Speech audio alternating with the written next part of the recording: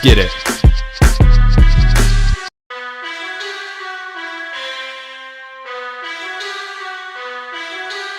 What's going on, everybody? Welcome to the SchuZ Show. Hope you guys are having a phenomenal Monday. Hopefully you guys had a great weekend as well. But with that being said, we've got a lot to get on tonight's show. I'm going to make sure we have audio going through real quick. We're good to go. So, lots to get into on tonight's show. And it's going to be a little bit out of order. For those of you that are continually on the show on Mondays, you guys know that Mondays are typically dedicated to kicking off the show with fight recaps. And I'll be getting into that throughout the duration of the night's show. Don't worry about that. We're going to get into all the different fight cards that went down this past weekend. But it would be foolish of myself to kick off this show with discussing anything other than the news that just came out about an hour or two now revolving around Tank Davis and the Jake Paul fight. And so I'm going to get into that momentarily. But as I said, hopefully you guys had a phenomenal weekend. And we'll be getting into a lot of stuff revolving around the Jake Paul, Tank Davis situation. Lots of the fight news as well as a fight recap of what went down this past weekend. As always, though, if you guys have any comments, questions, topics, debates, or anything you guys want me to discuss on today's show, leave it in the chat. Your comment will pop up on the screen when I open it up, and we'll hop right into the show at that point in time. But without further ado, let's get right to this now. I'm going to kick off the show with this, and I'm going to give you guys all the details of what went down with the announcement now revolving around Jake Paul and Tank Davis, and then I'm going to give you guys my thoughts, and I'm going to give you guys a pretty bold take on this, but I'm going to give you guys the facts first so you guys make your own opinion. The news is now official. Jake Paul versus Gervonta Tank Davis will no longer be going ahead on November 14th per Most Valuable Promotions. MVP is now targeting a new date and opponent for Jake Paul to face on Netflix later this year. December 12th and December 19th are among the dates being explored for Paul's next event. Here are some of the names that were trying to be filled in for Tank Davis. Those names include Andre Ward was approached by availability, Nate Diaz, Francis Ngannou, who did say he felt disrespected for some reason by this. They're being explored. Also, Ryan Garcia was offered an opportunity. This did not end up occurring either.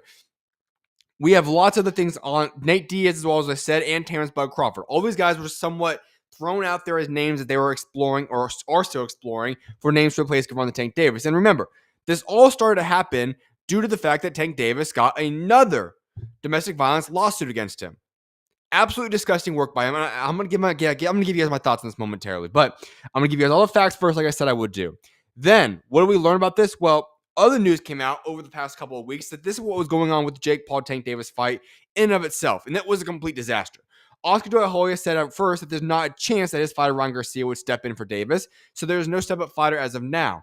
Ticket prices for the Tank Davis-Jake Paul fight were slashed in half due to low sales and low interest. Shocking. Some people don't want to go out there and watch Jake Paul versus Tank Davis fight when there's a multiple weight class difference between the two of them, and most people are upset with Tank Davis for taking the fight anyways. Shocking news right there. Then, Netflix is currently looking for a replacement, as we discussed, and then they're also looking into finding a new replacement for Tank Davis. All this stuff is happening at this moment in time. All right.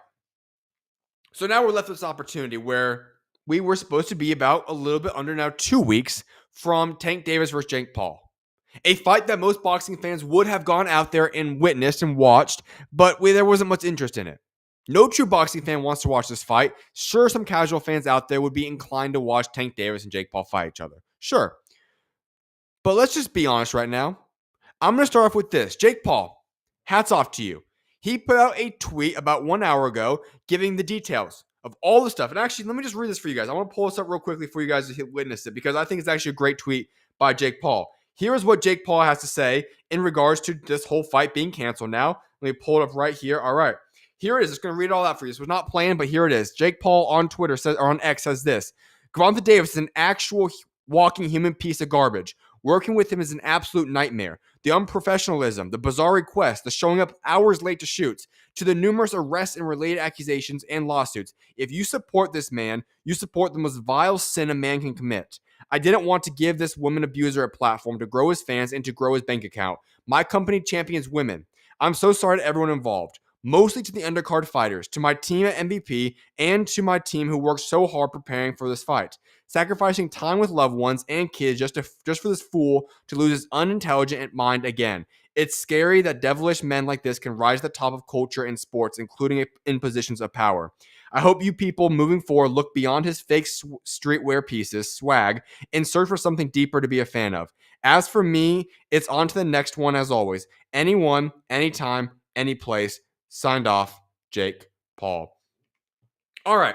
So we learned a lot more information by that tweet that Tank Davis is not professional. Tank Davis doesn't know how to handle business appropriately. And here's the truth. And I'm going to give you guys a bold take right now. It is what it is. Hats off to Jake Paul before I actually get into this. Way to handle the business. Way to just cut ties with Tank Davis, because Tank Davis, and nobody like Tank Davis in terms of being a scumbag outside of the ring and what he's done, deserves the pay day, deserves the recognition, deserves the platform. Women abusers, people that touch women in any way, shape, or form, is absolutely unexcusable. No ifs, ands, or buts. I don't care who you are. There is going to be punishments that you must serve out in your proper time. And when you have this long list, time after time after time in recent succession for Tank Davis, this is time that you need to be put in your place. And it is what it is. And I'm glad that Jake Paul is doing this, because guess what? There's very few people in boxing that would be the A side to Tank Davis. 99% of the time, 99.9% of the time actually, Tank Davis is the A side. Tank Davis calls the shots. Tank Davis makes the moves happen. But guess what? When Tank Davis signed his name on that paperwork with Jake Paul, he was the B side. Jake Paul is a bigger name than Tank Davis. Whether you like it or not, Jake Paul is a bigger name. And Jake Paul calls the shots. Tank Davis was not accustomed to that. He thought he could continue on with his shenanigans, his bull crap that he keeps bringing to the sport of boxing, and he thought he could get away with it. And that's why I'm glad Jake Paul did what he did tonight, because Jake Paul said, you know what? Enough of this crap. You are not worthy of being on this platform. What I've built is something special that's going to respect women in the best way possible. That is not you, Tank Davis. So step aside now, and you have to go figure yourself out. So hats off to Jake Paul for doing so.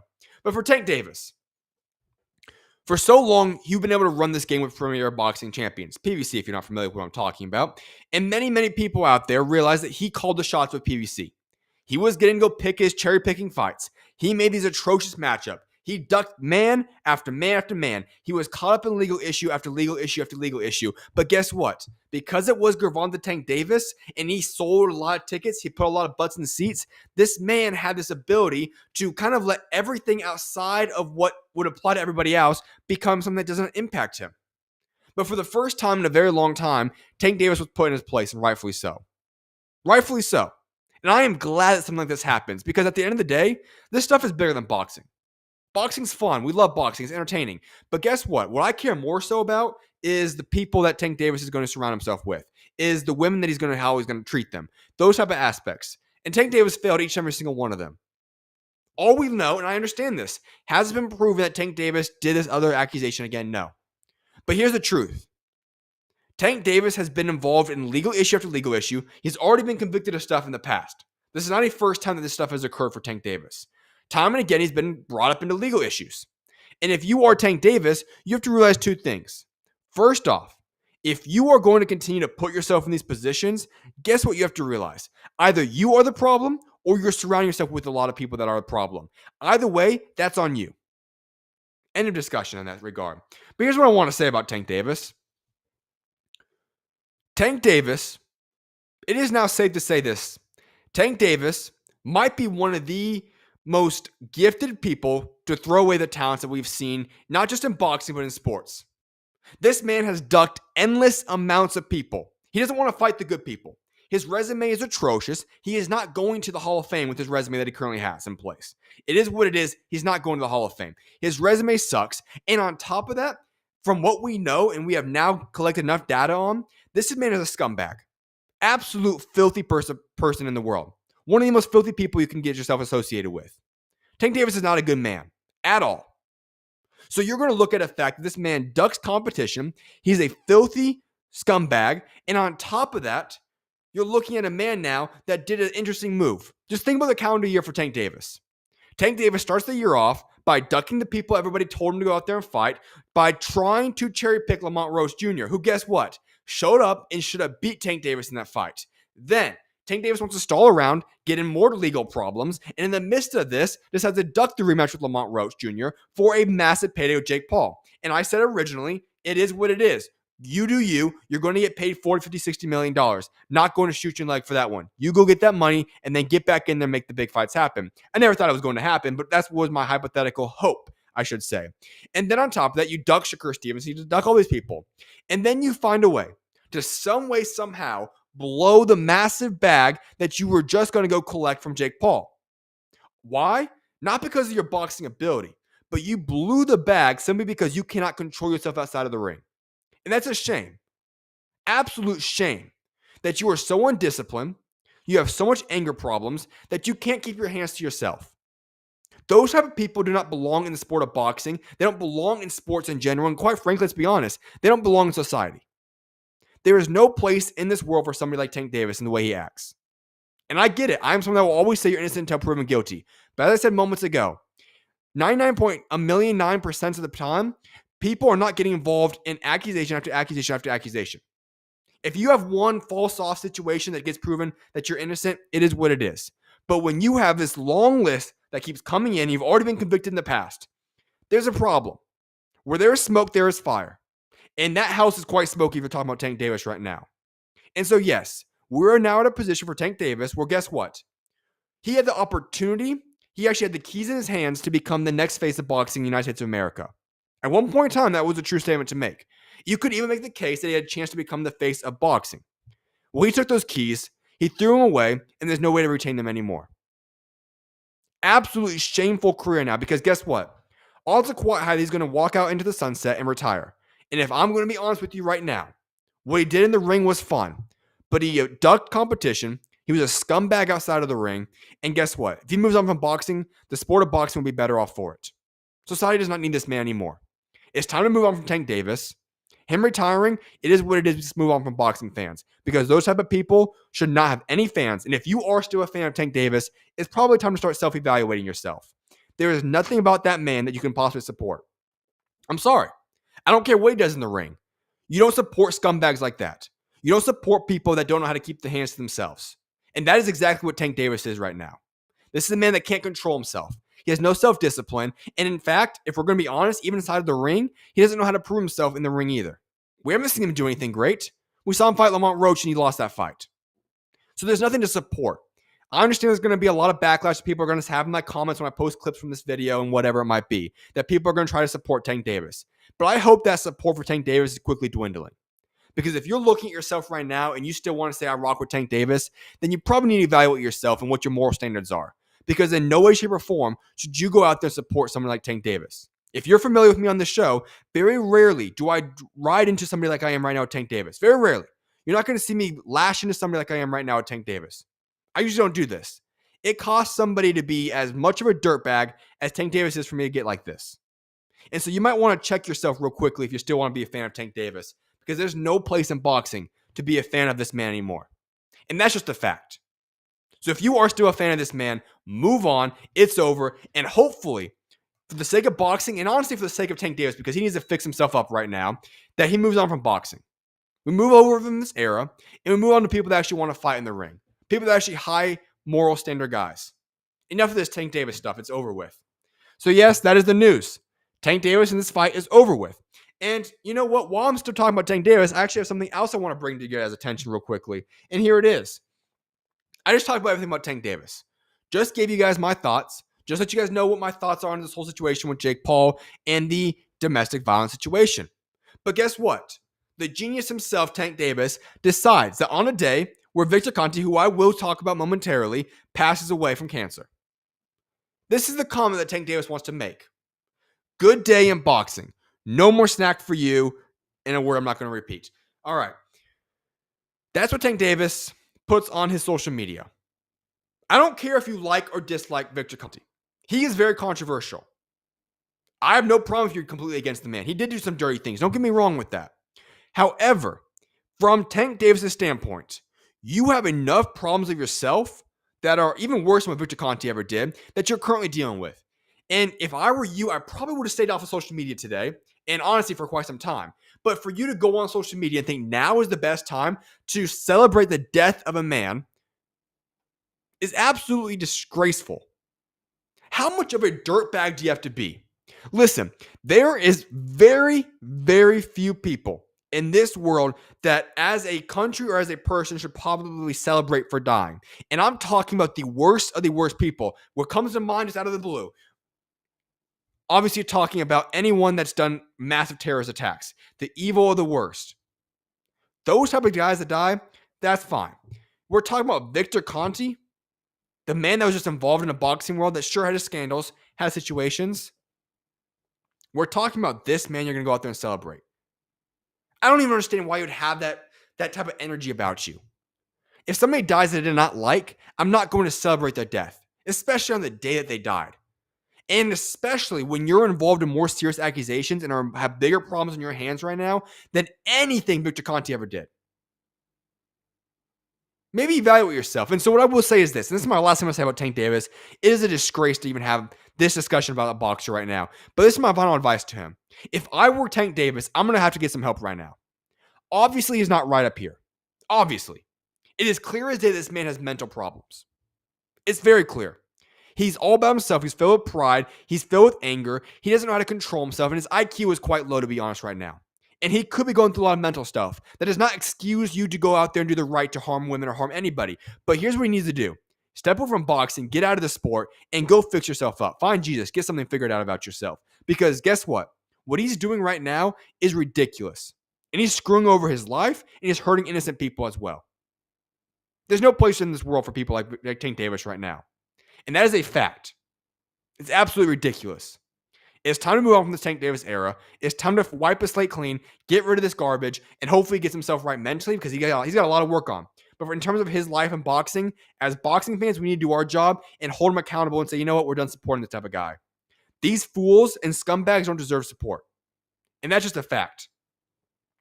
So yes, in terms of what Jake Paul will be doing, I'm sure we'll have more updates in the future. A lot of things on the table right now, but once again, hats off to Jake Paul for actually stepping up and holding Tank Davis accountable. First man to do so. Hats off to Jake Paul for doing so. All right, we're going to get into a fight recap of this portion of the show now, which of the fights that went down this past weekend. We're going to start off with this one. Joshua Buatsi and Zach Parker went down light heavyweight showdown in the UK this past weekend. The scorecards read this. Majority decision for Joshua Buatsi, 95-95, 96-94, 96-94. What I'm going to say is this. Joshua Buatsi did not win that fight. And honestly, let me say this. The scorecards on this card were atrocious. I mean, I was shocked. The Liam Cameron fight, which I'll talk about momentarily, he did not beat Troy Jones. Outlandish scorecards there. For Joshua Buatsi, he didn't win the fight either. Now, it was a boring fight. Zach Parker had a very boring game plan. But for Zach Parker, he won that fight. It was a boring game plan, but he did the job and he got the job done. He won that fight. And so if I were them, Joshua Buatsi did not win this fight. He somehow escaped through. He still has a victory here. And I was shocked. Hats off to Zach Parker. He performed much better than I thought he would perform. I thought Buatsi would have his way with Zach Parker. That's not what happened. In fact, Buatsi should have lost this fight, but it is what it is. Joshua Buatsi wins this fight against Zach Parker. Lyndon Arthur dethrones Rhea in Manchester. The scorecards read this: 114-114, 115-113, 115-112. Lyndon Arthur defeated Bradley Rhea by majority decision to capture the European light heavyweight title and emerge victorious. Great performance by Lyndon Arthur. He got dropped early in the fight, bounced back, finished strong, and it was a very good showing. I said this on Friday's show that this fight was a must-win for Lyndon Arthur. Had he lost this fight, I think all signs would have pointed to him having to get to a place where he would have retired from boxing. He wins the fight. He's now the European champion, right back in the light heavyweight picture. Good for Lyndon Arthur. And I talked about this momentarily, or a few seconds ago. Liam Cameron defeated Troy Jones by unanimous decision, 97-93, 96-94, 96-94. What was this? Seriously, what? How do you give Liam Cameron that win? I'm not going to break this fight down round by round because anybody that watched this knew that this fight was not even close. This was a blatant robbery right here. Something that honestly should be investigated, if I'm going to be honest with you, because this was not even a competitive fight. And 97-93 in favor of Liam Cameron, what are we looking at? Did these judges watch the sport? Were they watching other fights? Like, what was going on that day? I'm just baffled. Liam Cameron did not win this fight. He got whooped by Troy Jones, and yet Liam Cameron's victorious. Sorry, Troy Jones. This is what happens in boxing. It's a corrupt sport where bad stuff goes down. Liam Cameron got screwed over in that fight. Don't know what to say right there.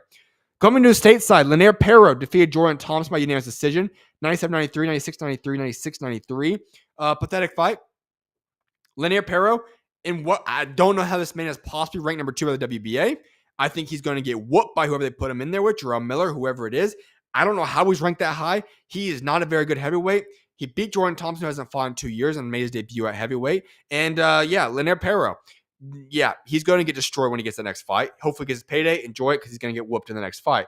Then a slate of young prospects in the Matchroom Stable House. Amari Jones defeated Me Too via TKO in third round. This man is special. Amari Jones, if you don't know who he is, he's one of the future stars in American boxing. Pat Brown defeated Felix Valera by KO in round 2. This one was impressive. Most impressive performance of the entire weekend, no doubt about it. Here is why. I said this on Friday's show.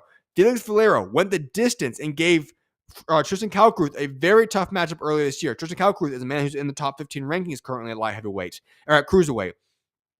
He's a good fighter. He's fought the likes of Artur Beterbiev. He's fought some phenomenal fighters and has never been stopped. And then this early at least, and then Pat Brown takes him out in round 2. Incredible performance. Pat Brown made a statement. This man is the real deal.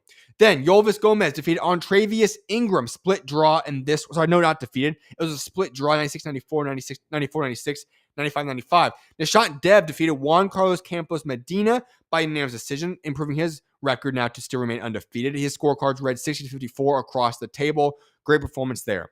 Rashidi Ellis, he also returned to the ring with a TKO in round 4 against Javier Fortuna. All right, that's the fights that went down this past weekend.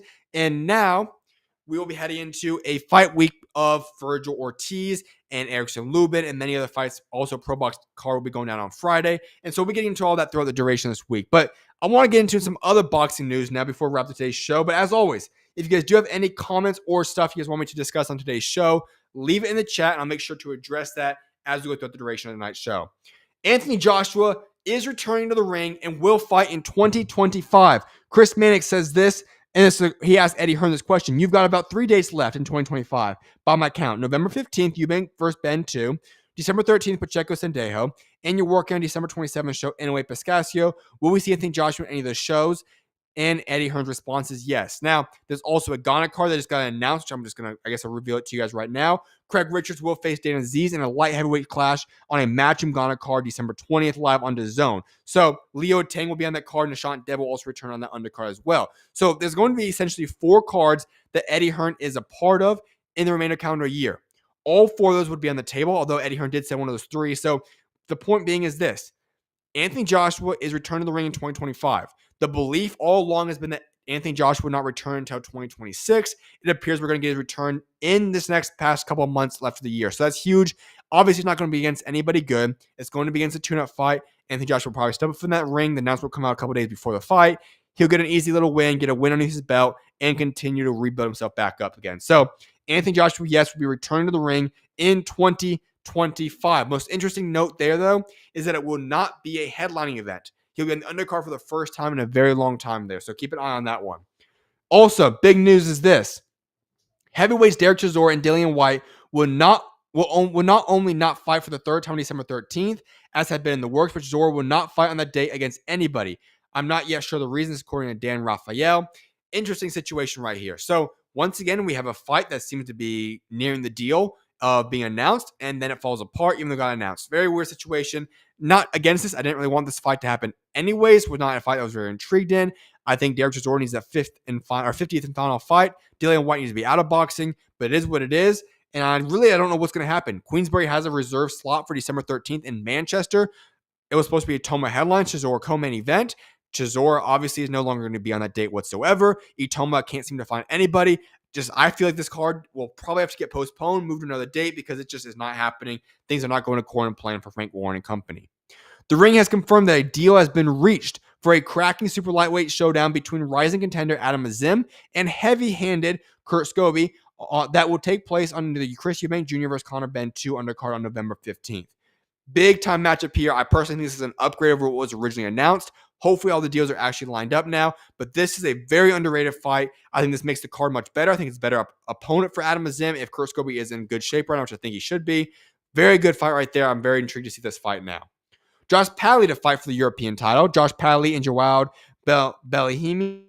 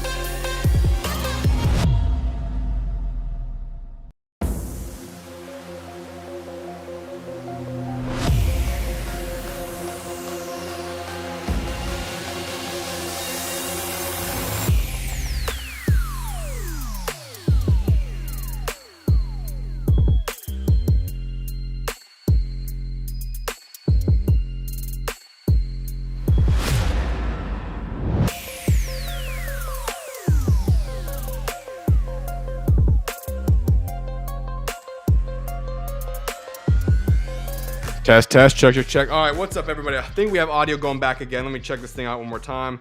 Make sure we're all good to go.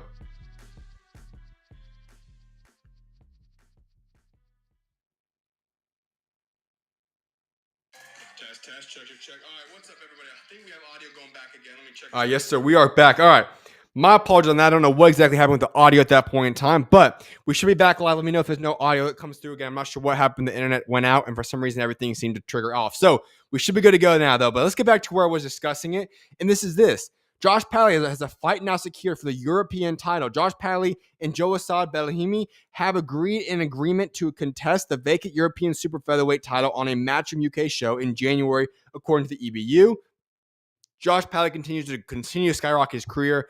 Obviously, this man's 2025 has been phenomenal. He's done great work within the ring. Now he gets a world shot at a European super featherweight title. The Isak Pitbull Cruz Lamont Roach prelims have now been confirmed. Frank Martin versus Rancis Barthelemy, which was going to be on the undercard of the Fundora Thurman card, has now been moved over to this one. Isaac Luqueira versus Robert Valenzuela Jr. Luis Nunez versus Hector Sosa. Hats off. It's also 5:30 p.m. Eastern on Amazon Prime Video, preceding the Isak Pitbull Cruz and the Lamont Roach pay-per-view broadcast from 8 p.m. Eastern. Absolutely phenomenal card right there. I think that's a beautiful card they put together. Hats off to Premier Boxing for putting this card together. I think it's actually one of the best cards of the year. We'll see how it all pans out when it actually goes down, but phenomenal card going down right there. Then, Craig Richards, as I said already, will be fighting Dan Aziz in a light heavyweight clash on a Matchroom Ghana card December 20th on Live on DAZN.